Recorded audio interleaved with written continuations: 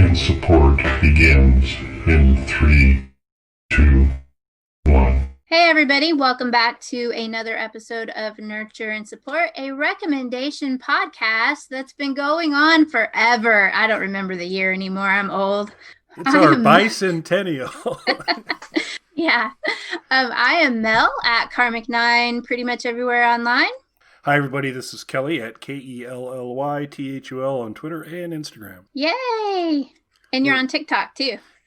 Well, I have the app and I watch TikToks, but yes, that's it. Yes. Same thing here. I've gotten pretty addicted to TikTok, I have to say. I don't post anything. I'm just one of those people who lurks and likes everybody else's stuff. So I learn stuff on TikTok every day. It's become my guilty habit in this pandemic time. Speaking of TikTok, my recommendation this week has a very large following on TikTok where I get a lot of my fandom just satisfaction from. So I'm going to apologize in advance if I get all fangirly for this recommendation and it gets kind of crazy. I'm going to try to rein myself in. I had no idea Mike Belinsky was on TikTok. Bet you Mike's on TikTok. Anyway, this is a Chinese language drama. Probably many of you have heard of because you're on Netflix. And hopefully some of you have watched it and will get on the fandom train with me and talk to me about it because I'm desperately in need of people in the real world that love this show as much as I do. It is called The Untamed. And I'm pretty sure you probably haven't watched it, have you? That would be a correct assumption. Okay. So, like I said, it's a Chinese language drama. It's a fantasy. It is available on pretty much all of the streaming services most of us have. So, it's on Netflix. It's even on Amazon Prime. It's on one of my previous kind of side recommendations of the Viki app, the Viki app. It's on there. And it's even available on YouTube, but you have to be careful of the YouTube version that you watch. There's a special edition on YouTube that, in my opinion, you shouldn't watch until you've actually watched the full drama. It is a epic drama. There are 50 episodes. 50! That's a lot. And that's considered like one season. So it's more, I think it's done. I don't really think they're ever going to do a season 2. They kind of leave it open at the end where you might be able to do a season 2, but I don't think they're ever going to do a season 2. So this is hugely popular fandom. This show won all sorts of awards from across all the Asian TV markets. The actors in it won a bunch of awards. So the main 2 stars are, and I'm going to probably really mispronounce a bunch of these names, and I apologize. English is my only language, and I don't speak it very well most days. So the main star is Xiao Shan, or sometimes known as Shan Xiao. He plays the main character Wei Wuxian, and then the other one is Wang Yibo, and he plays Lan Wangji in the show. These are the 2 main characters. Both of these actors are incidentally also what is called quote unquote idols. It means they are actually pop stars as well. But Sean Shou is a very well-known actor. So this story, like I said, is an epic fantasy. It has everything in it from monsters to sword fighting, kung fu, family drama, betrayal, people getting stabbed in the back, people being dismembered. It's great. It is based off a web novel that I'm not even going to try to pronounce. I'll send it to Kelly so he can put it in the blog post, but I'm not even going to try to pronounce it. I'm sorry. I should have known I was going to love this. If anybody had actually told me the name of the show that The Untamed was based off of, I'd have watched it the day it came out. It's actually English translation of the book The Untamed is based on is called The Grand Master of Demonic Cultivation. And I would have so been there if anybody had ever told me what the name of it was, because we know Melissa has a history of liking necromancer stuff. So This show involves necromancy. Our main character, kind of through the progression of the show, kind of falls into necromancy in its own way. And the big controversy about this show, why it kind of has a huge fandom, in the web novel, it's technically classified as a BL. So if you're into web novels, manga, anime, all of that stuff, that designation means it's gay. The main characters are gay. It's a love story in the end. But China censors any homosexual anything on their TV show. So they couldn't actually put this in the show. So this tells you Melissa has discovered something about herself. I have a problem with gay necromancers, apparently. I've talked about how much of that on this show. So I've got the book Gideon the Ninth, which was some lesbian necromancers. Now I have a TV show that has some necromancer dudes who may or may not be gay in the show. The show actually styles itself as a bromance. They're best buds, you know. Everybody else knows the subcontext. And honestly, I would like people to watch the show and not know that and tell me whether they ever pick up on it or not, because it seems blatantly obvious to me. Were you aware of the web series and how the main characters were aligned in the web series before you watched it, or did you pick up to say, did you watch the show and pick up on it there and then I knew it to a certain extent. I had not read the novel before I watched the show. How I kind of fell into this was I had so many of my authors that I follow on Twitter had talked about how well crafted this show was and how good the story was.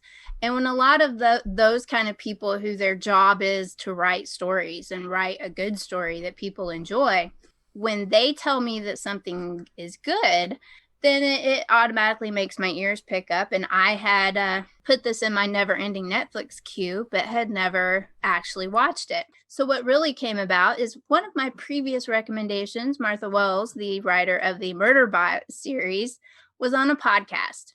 And apparently I'm sure she was one of the people I had seen talk about this show online before. But I actually listened to a podcast right after, I think, one of our previous episodes where I talked about Viki. She was talking about how they brought up how much she loved the Untamed, and she immediately got, I'm not going to say giddy, but got obviously way into, she really loves that show. And she was talking about how many times she's watched the show, which I find is very common in this fandom. It's like once you get sucked into this, you end up not being able to get out of this big whirlpool of the Untamed. So she watched the show originally on Netflix and then was told that the subtitles were better in Viki. And so then she watched it again on Viki with one of her friends, sucking more people into the fandom. And that was something I had talked about before about Viki. They have teams of people who kind of volunteer to do the subtitles for these shows. And this show in particular showed me that something I wasn't aware of. I kind of figured when shows came out in a different language and they had English subtitles, that those were kind of official English subtitles that the maker of the show did so that English-speaking people could watch their shows. And I don't really know how this goes, but on the Untamed, every place I've watched, and I've tried all the major ones, like I said, Netflix, Amazon, YouTube, and Viki, they all have different subtitles. They're slightly different. So they've translated particular titles in the show slightly different, or locations in the show slightly differently. And so I didn't realize there would be a difference anywhere with the subtitles. And I did find that that's true. They are different. And I did like the subtitles in Viki probably more than the ones on Netflix. I tried the ones on Amazon, but I got out of that pretty quickly and just mainly watched it on Netflix and on Viki. So that's an interesting thing. So when she talked about having watched it on Viki, I was like, ding, ding, ding. I have Viki. I actually subscribed to Viki to get rid of the ads to watch my other show. And I was like, I need to jump on that on Viki and make use of my subscription, which I don't think you have to be a paid member on Viki to actually watch it there. I think you can watch it there for free, but you will get ads, just as an aside. So, what is all of this gay necromancy about? When you first watch the show, the very first episode, you're going to be hella confused. You're going to be hella confused until about episode 4, but stick it out. Stick it out because you're going to love it. The very first scene in the show, the main character dies. Okay, I'm going to spoil it for you right now. He dies the very first 3 minutes of the show. It opens up to his death scene, and then the show starts. So there's a couple of different timelines going on. And so people have trouble getting into the show because it's confusing and they don't know what's going on. But it's really important the way that they set up how the show starts. So you're dealing with your character, Wee Wuxian, or also called Wee Ying. Another aside, there's a bunch of different names in these shows. Everybody has several different names. They have their birth name, their courtesy name, and then some of them get titles too, which really confuse it. Through the course of his first life, he becomes kind of what is considered to be evil, a grand master of demonic cultivation, a badass necromancer. And he gets killed by everybody that is involved. All of the characters that you meet were there, basically killing him. That includes his brother and also includes Lan Wangji, his supposed love interest from the novel, but this is supposed to be his best friend, his bud. They're tight. And he's present there also as he dies. So the next scene you get is he kind of gets, I think they call it transmigration. He kind of gets resurrected into another body through a ritual. And he's basically trying to mind his own business, but there's a big conspiracy afoot, and he's trying to figure out how what happened to him happened. So that's the rest of the story, basically. And they try to fill in some of the blanks. And that's why the first 3 episodes are kind of setting up, going back to tell the original story that you've already seen the end of. And then it progresses from there. So you're dealing with multiple time flashes. And until you get, I believe it's episode 4, is when you kind of go back to when all of these characters meet basically for the first time. You've got necromancers, you've got magic school, you have kung fu, you have swords, you have all kinds of fun going on in this show. And like I said, it's epic. It's 50 episodes. Every one of them is great. So it's hard for me to really tell all of you all of the cool points of this show without spoiling aspects of it. I don't want to give plot points away, but there's a lot of family dynamics. So, I really don't want to have to bring up kind of the family problems like in Game of Thrones, but you have some Game of Thrones level family issues going on in this show. And it's really well done. So I love the show so much. I went and read the novel, and I'll give Kelly the link for where any of you can go read the English translation of the novel, which was really epically well done. And it was translated by a high school student too. And it's really well done. So anyway, kudos to her. You get a lot, of course, more background information once you read the novel about where everything is going. But after I read the novel, it really gave me even more of an appreciation for how well they went back and they told the story in the actual web drama. They told the story really well by changing just a few details of what went on. And it really, most of the time when they do that, you have a fandom screaming that, oh, they've changed the book. That's not how it happened in the book. And they get all butthurt and they get upset because they've changed the way that something happened. But what they did for the web drama was really very subtle, and it didn't take away anything. This really has to be one of the best book adaptations I've really seen on screen. And the fact that it's in a whole nother language that I had to read subtitles for 50 episodes at almost an hour long a piece was really, really amazing. So I just really I don't have anything bad to even say about that show. It was really well done. The special effects are not the best.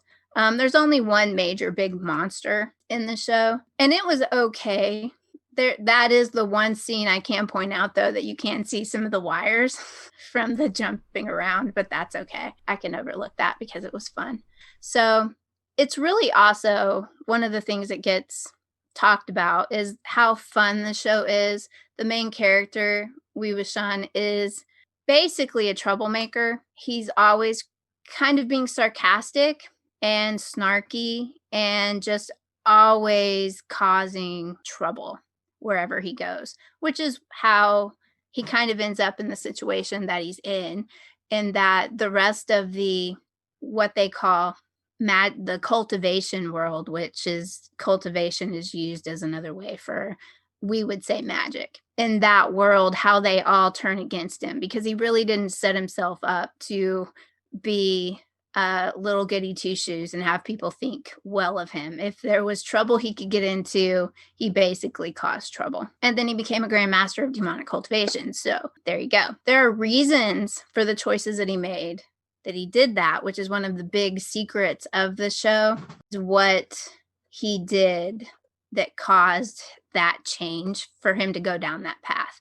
And that's one of the things that you won't find out until the very end, which is really very gut-wrenching. And the choice that he made to do that, it's also sad. So it's a show that has action, fighting, family dynamics going on.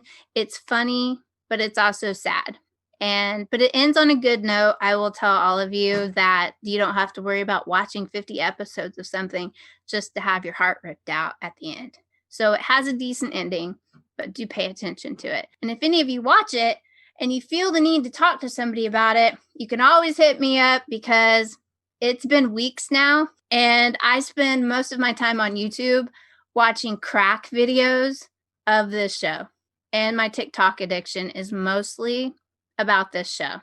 So any of you want to get in on any of that action, I'll give you some of the hashtags you have to look at. MDZS is the easiest way if you look up that hashtag, or obviously the Untamed.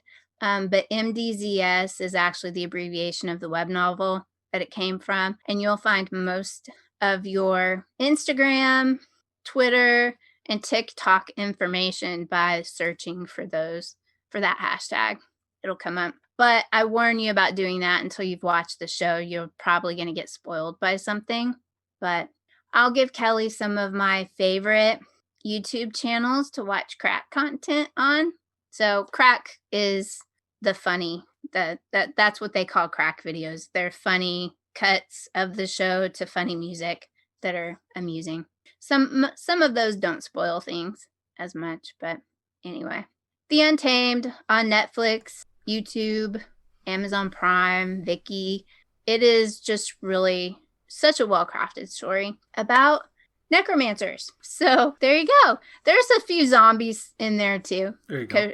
You have to have zombies if you have a necromancer. They do not call them zombies, and I've actually seen some of the fandom get really, really, really pissed off if you call them zombies. I don't really get it, but because they act like zombies. So but what are they supposed to be called? In the show, they call them puppets. So I really don't understand why some people get upset about it. Perhaps it's a language barrier and zombies means something else to some of these people. Technically, they're not dead, so there are different kinds of zombies. Since we are zombie aficionados, there are numerous kinds of zombies. There are zombies who are dead bodies. And then there's people that get infected with a zombie virus and then never actually maybe kind of die, but are still zombies. These people are more of that, in that they're not technically dead, but they have lost their souls, basically.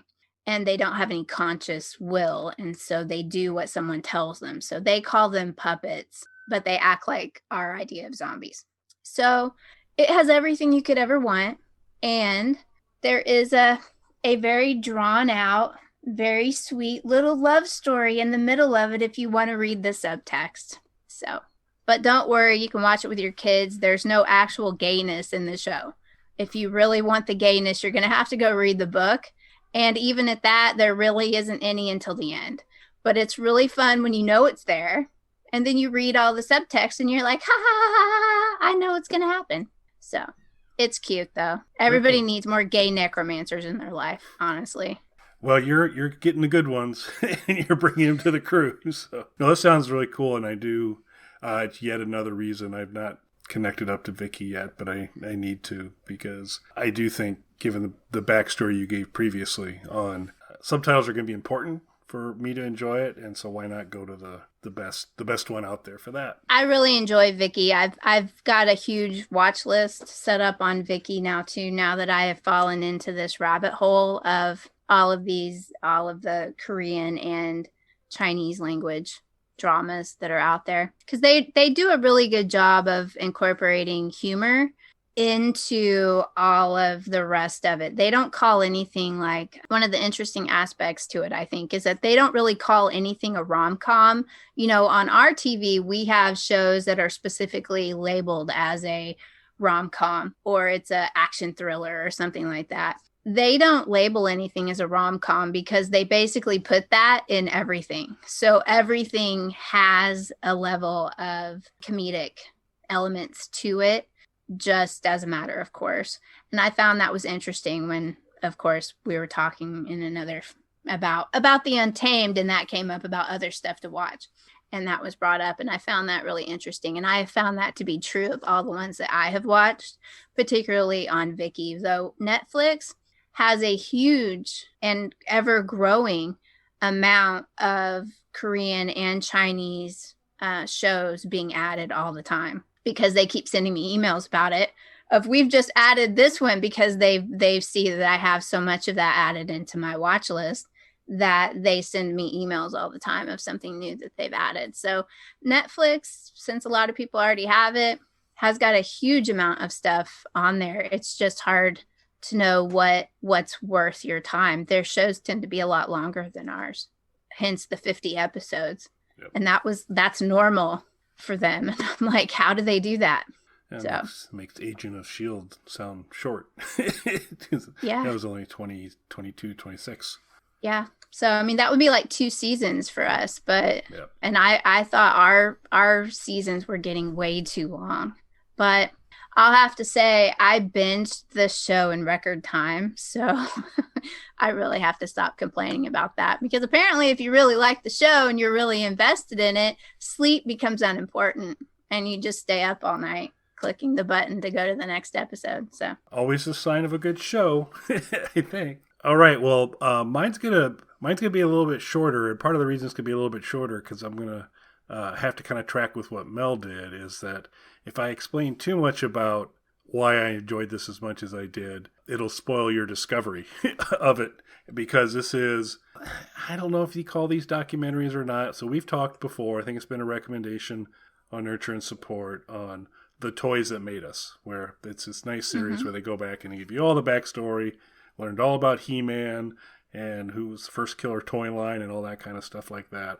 Lego, all the fun stuff there. They've created other series down the road, and since I believe this episode will actually go live on Christmas, my recommendation is a bit of a holiday gift to the Nurture and Support listeners, and that is the holiday movies that made us.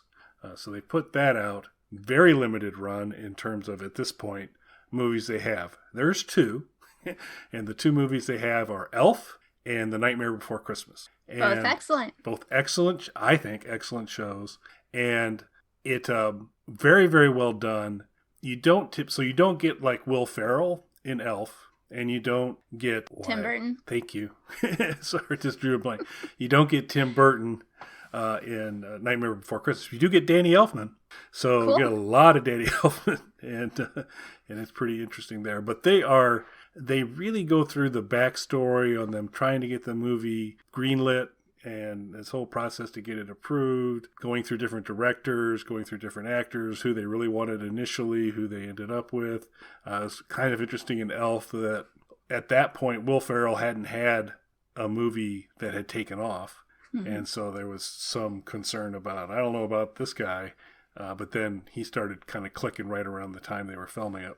But it is, if you're a fan of those movies, or even if you're not, it's super interesting to go through because you get to get all these people that had huge roles in making the films what they are.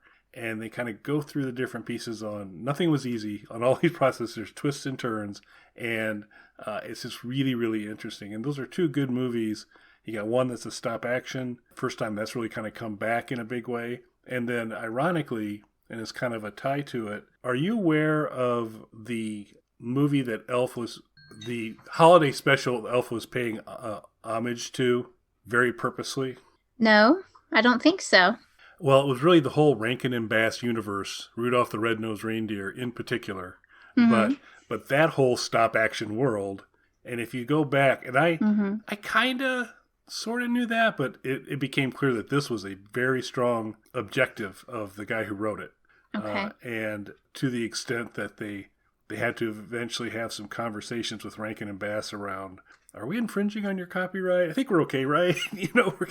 And some things there, because the elf costumes are Rankin, they are standard fare for Rudolph the Red-Nosed Reindeer. It's the same model. Yeah. I mean, I guess that's just also much part of our psyches, like the point of the show you're talking about, that it didn't click that it was, just because that's who we think of when we see something like that. So, and particularly the first scenes up in the North Pole for Elf, very, very strong lead into it. I mean, there were certain things, because like they had, instead of the Burl Eye snowman, they had the Leon Redbone snowman. So I got that one. I didn't miss it, but they did a lot of stuff there. But it was really kind of cool there. And so I won't, like I said, I don't want to go into too many details, but one I just think is super interesting because this gentleman's been pretty busy lately and pretty successful.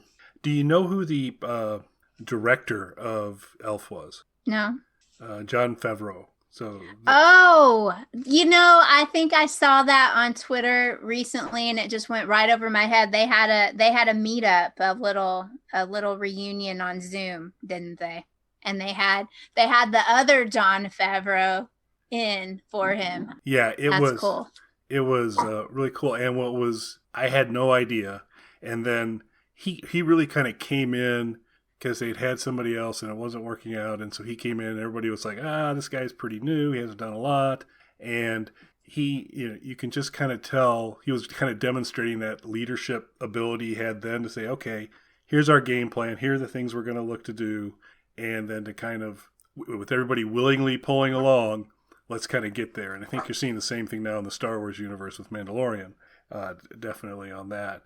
But one of the things he was adamant about in Elf was that it was all going to be practical effects.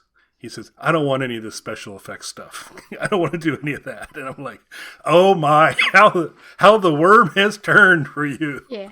Yeah. Since your entire set is now a big TV, a big LCD screen, and it's amazing, amazing stuff.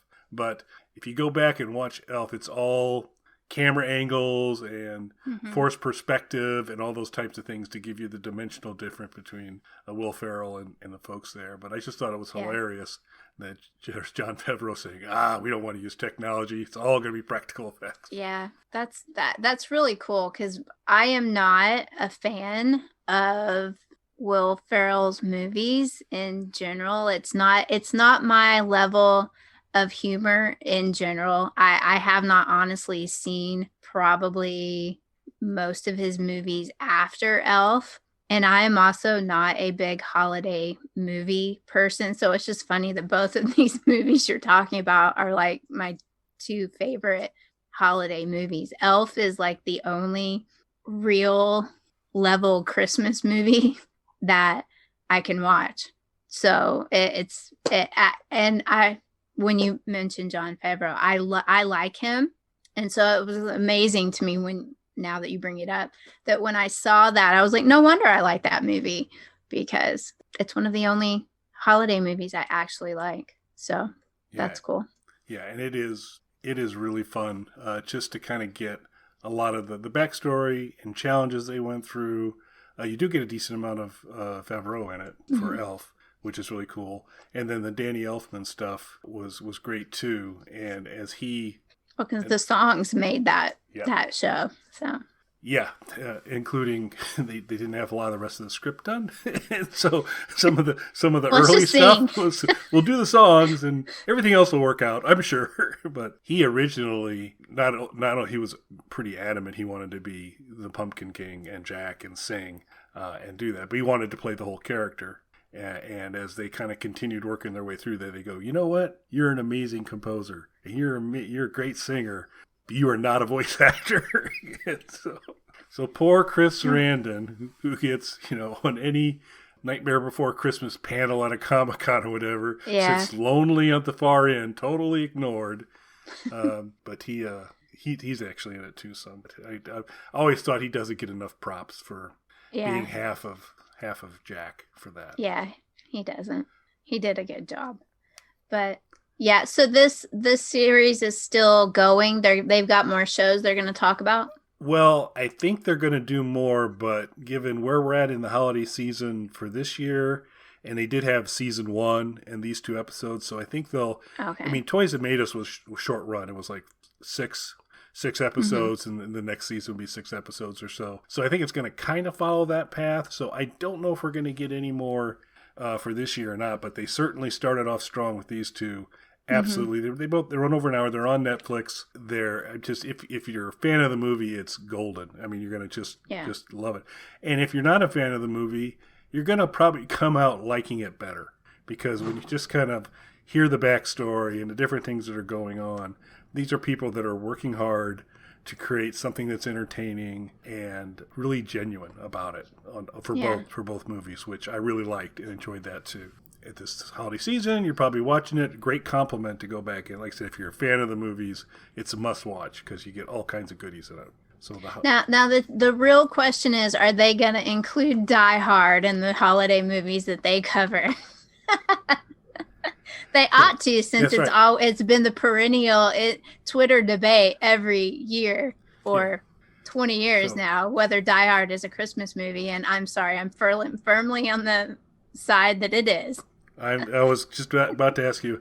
I'm there too. I'm not sure how you can say it's not. Yeah, it's one of my favorite holiday movies. That's my kind of holiday movie. It's another movie that's there's like very little wasted motion in it. There's just all these kind of cool lines and humor and fun characters. Alan Rickman, which means awesome, and he's really cool. It's an amazing thing, and they're very efficient on saying, "Hey, here's a character in the office that's a jerk. We're going to make you know that in 5 seconds." Okay, you know that this guy's going to be a problem, and sure enough, he is. But that was fun. I thought Bruce Willis did a really nice job, and it was fun. But I would be with you that it is a holiday movie. Absolutely, certainly appropriate for the holidays to watch. A different flavor, but really fun. Yeah. I haven't watched it yet, so I've got a day or two to get it in. Maybe I'll watch it on Christmas Day. There you go. Excellent. Well, we're glad to be back. Please subscribe to the podcast. You can do that on iTunes. You can do it through Stitcher, YouTube. We put the episodes out also on the Bog Panda YouTube channel. It's another place you can kind of get the content. There's other things out there as well. So it's great to be back. Mel and I will be working to try and get back in rhythm here a little bit and be a little more predictable on Nurture and Sports, but we're glad to be back and share some stuff with you for this week. So thanks for listening, everybody. Bye. You can contact us on our website, nurtureandsupport.net, or email us at nurtandsupp@gmail.com. That's NURTANDSUPP@gmail.com, or tweet us at nurtandsupp on Twitter. You can also catch Nurture and Support on YouTube. Nurturing and supporting. Done it.